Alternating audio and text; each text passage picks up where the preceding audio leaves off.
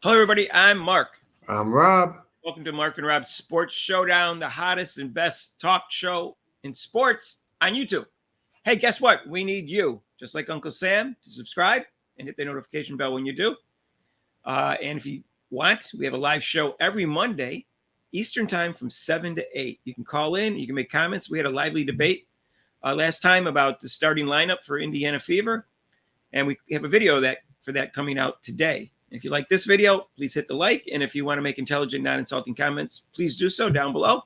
And we've got a lot of good comments and we got a loyal following. And thanks for your support. Rob, I want to talk about one thing today. Caitlin Clark and her being a class act and why people would actually hate someone like that. I don't know, Mark. Like I've been saying, I mean, she's done nothing wrong except wanting to play basketball, and she got and not she wasn't thrust into the limelight. She is a great ball player, so of course she's going to have the recognition that she deserves. But people tend, I guess, they're just hating on her and jealous of her for I don't know what reason. I mean, she's just being herself, and she has not taken the bait and responding back to all the bad comments, which I really think that's great for her. It shows who's the mature person. Well, why do you think people hate her? Well, we've talked about this before in videos, because she's a white player in a black game, supposedly a black person's game. So black people don't like that. We're supposed to always be on top, and this is our game. Who is she coming to our game? She got a lot of nerve. Then now they're giving her all this publicity. Mm-hmm. And my mama smacked me in the back of the head for talking like that. But that's the way they're talking. The ones who are hating are talking like that way. And the blacks are very defensive about the sports that they dominate. Is that what you're saying? And then no, the blacks are also defensive against white people like you that you have no right to. You have no like right. Me, you trying to keep the white man down? That's right. You have no right to comment on this. Who are you? You don't know what it's like. How can you comment on that? You just stick it up for her because she's white. You like that. The great white hope. Rob, do you think if she was black, most or all of this hatred would go away? Knowing women, not really. I mean, it wouldn't be as severe, but that's their MO. They're very emotional. I mean, they in the background they'd be like, "Oh, you go, girl, yeah, that's great. We finally got one of us." But on the side they're going, "Who she thinks she is? Look at her, get on that, huh?" And yeah. I'm sure all of it wouldn't go away because of the insane amount of publicity she gets. Everybody's always going to be jealous of that. So, but I think it would be less if she was black instead of white. Yeah. But I think the cattiness would still be there and the jealousy would still be there. And good reason. I'd be jealous of her too. Let's be honest. So everybody that's watching this would be jealous of her too. The amount of publicity is insane. But it started out. I started out seeing her when she was a freshman, and people have been giving her a hard time from the very beginning. It was freshman. It was a game, and these guys are like chanting overrated because she was getting this publicity as a freshman because she was so exciting. And that's how I found out about it because one of the commentators said she was the most exciting freshman. And she dropped 30 something on them that game and hit a bunch of 3-pointers and they were so silent in the second half. It's like she's not overrated. And that's how I found out about it. And all she did was play to silence them. She didn't say anything. Mm-hmm. She didn't showboat that particular game or anything like that. Now she has done a little showboating, but she hasn't done any of it in the WNBA, which shows her maturity. She did showboating some in college, but it was like less and less every year. Like her senior year, she did less showboating than her junior year. Definitely less her senior than her junior year. Maybe not less every year, but definitely less. And that was a good sign. That's a sign of maturity. And she usually did the showboating at home, which just get the crowd going and like. This. You get the crowd, yeah. And the NFL players do that on defensive and third down and stuff. And the NBA players sometimes once in a while do that. So that's not so bad. It's just trying to get the home team involved. But she's had very few missteps. She did, this one quick thing with her friend Haley Van Lith and the trash talking the game. She does some trash talking. I get that. I don't know how much trash talking. It's hard to see what people are saying in the thing. I didn't realize how much trash talking Larry Bird did until I, read about it later. Right. But, she a lot of the players do trash talking. And then she did that against the South Carolina player. She was at the 3-point line and she just didn't even go guard her and waved her off because it was she shot 24% at the time from the field. And that was classless. But other than that, she's had almost no missteps. She talks to the press and she always says a mature answer.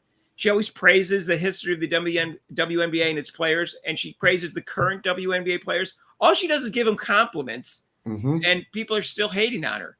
Right. And I don't know why. I mean, like you said, I mean, compared to the other players, or compared like Angel, well, unfortunately, Angel Reese, who wants the publicity, she wants the same thing, but she's going about the wrong way.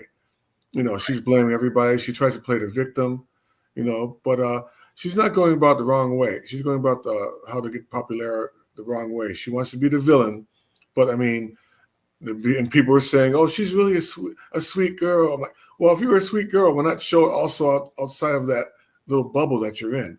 So to me, you're not a sweet girl. You're obnoxious. That's a perfect example, Rob. Is that Angel Reese handles the publicity, especially when they have after the game, they have the press conferences.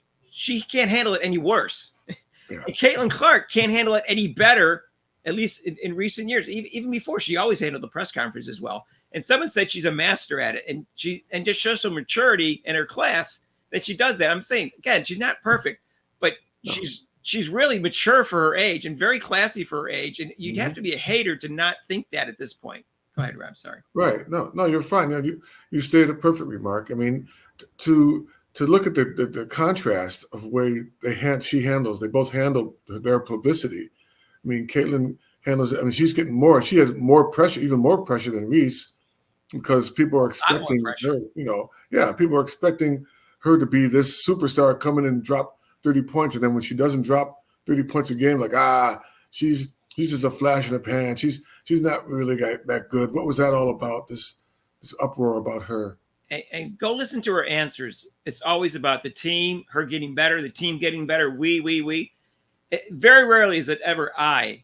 She may talk about whether she was having a good game or not, if the question pertained to that. But it's almost always we. And she's been coached by that, by her parents or her agent or whatever, because she's saying all the right things. Look at Diana Taurasi. They were asking her about whether or not when she got placed on the Olympic team when she was a rookie, and she said, she got placed right out of college. And she said, yeah, after I won 3 straight championships at Connecticut, I won 3. She had no teammates. 11 people weren't even on the court with her. She did by herself. She did it by herself. Caitlin Clark would never say that. She said, we got to the Final Four 2 years in a row. I mean, the finals 2 years in a row, championship game 2 years in a row. Almost never. I mean, I'm not saying she never says I, but just compare that to her and Diana Taurasi and Angel Reese and stuff like that. It's we. And she's doing that, also to protect herself, because she doesn't want people to hate her any more than they already do. Well, that's how we've been talking about before is the mental, not just the physical, the mental part of it. And she just recently came out in an interview. She publicly came out about supporting about mental health and how people should make sure that if they're feeling any kind of pressure, to get help. Because she definitely feels that. I mean, of course, it's a basketball. Sports are a mental game. So, I mean, for her, she's handling it, I think, fairly well so far. But she came out in the interview and they were asking her. She said that please, with mental health is very important. And if you need help, go out there and get help. Yeah, if jealousy is perfectly natural, and I've said this before.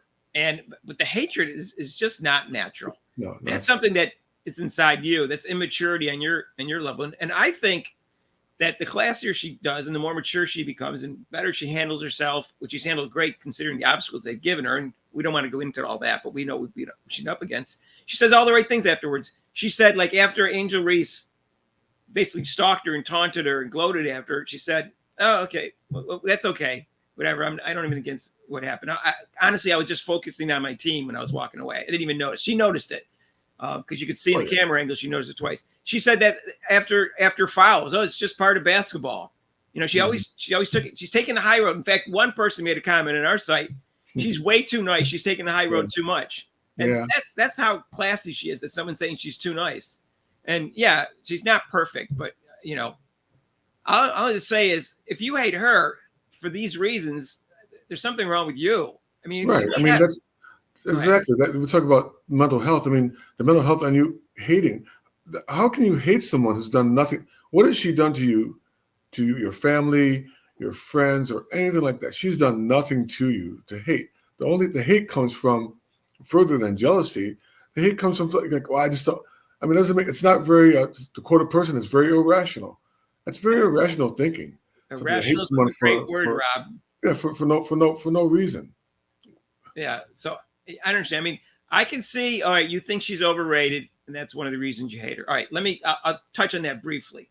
I don't think she's overrated at all. In fact, by the people that don't like her, I think she's extremely underrated, where they call her a one-trick pony and mediocre and stuff like that. I think the last 2 years in her college, and other people who've watched a lot of basketball said the same thing. She played at a higher level than any other player in college basketball history. Does that necessarily make her the greatest player of all time? No, but I can make that argument. I can make that argument because she did play at a higher level the last 2 years than anybody else in history. And I'm a big Candace Parker and Cheryl Miller fan. I'm UConn fans. I'm not as big a fan of that. But she had one player that made it into the WNBA. And someone like Brianna Stewart had 12. So this is just give you an example in terms of the championship argument. I won't get into that in this video. But and in the WNBA, we all know all various obstacles that she's had to overcome and disadvantages she had when she came in the WNBA, and she still overcame that and still playing pretty well. I think her numbers would go up a lot if she had a normal invitation into the league. I mean, also, going back to, unfortunately, with race, because she's white. So if she had come through, like, oh, she had struggled, born in a ghetto with 7 kids, witnessed shootings, and then she built her way up through high school and got through that. Her brother might have been killed, and then she finally made it through into high school and college, and where she played. If she had all this tragic stuff in her life, like some of the black players do, you'd think people would be soft for her. But the main thing is she's white, and I don't like it. She's white. That's my hate. She's white. She's a white woman in a black woman's world.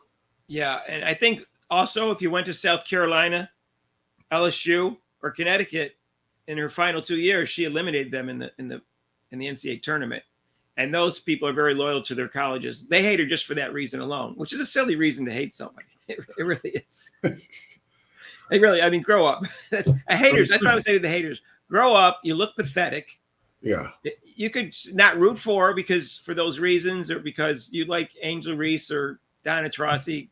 Gosh knows, I can't figure out why you're attracted to them, their personalities. You might like them as a player, but their personalities are pretty pathetic, in my opinion. But that's just pretty abrasive right now. And Donna Taurasi keeps getting worse and worse as she gets older, and so does Angel Reese. Appears to be. At least she has a chance of maturing. What's Donna Taurasi's excuse? She's 42 years old. She's like that. She's like that old guy. Get off my grass, you kids. Yeah, that was funny when they had that. It was like the poster they had for advertising for the game, which I don't know if you heard this, Rob, but I circled it on my calendar, June 30th. I'm pretty sure you did. You got to start and it said the GOAT versus the rookie, and someone changed it to the granny versus the GOAT.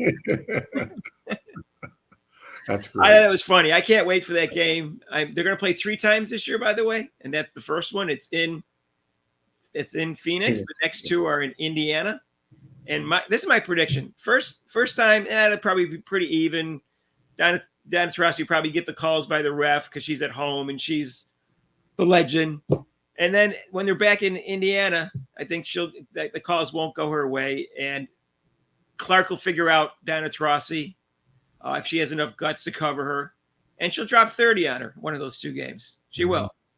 That's what's going to happen. That's my opinion. In the 3 games, Clark will play her at least 2. That would be nice.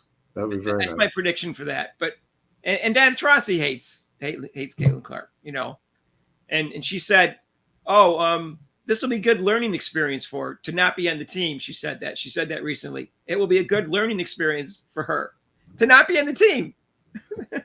That's hating. That's hating. It was a great learning experience for her when she was on the team, and she doesn't want Clark to get it. That's hating. So now what happens if Gray can't play and they put Clark on the team? Is she going to hate her now that she's on the team? Yes, she'll be really upset. Oh yeah. I don't want to use any other words. That should be really. Yeah, we don't use. We could use the B word, but we don't use that. But you know what? They have to win the gold medal, and she's going to have to learn to play with her if that happens. And I'm hoping it happens. And there's still hope. And she's a class act, and that's another reason we're putting her on. She puts on a good image for the country.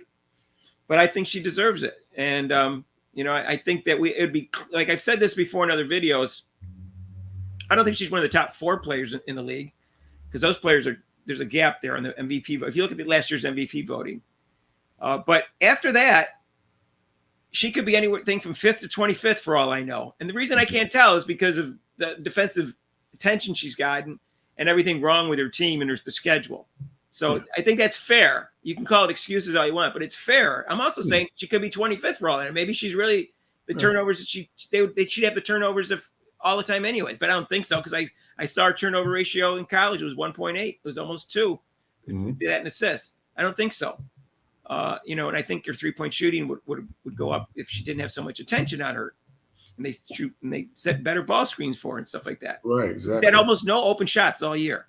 So, like I said, people are hating on her, not just her personality, but they're underrating her game too. And I think that's, again, pathetic is the best word I can say, because you look bad, because she is genuinely a nice, mature, classy person.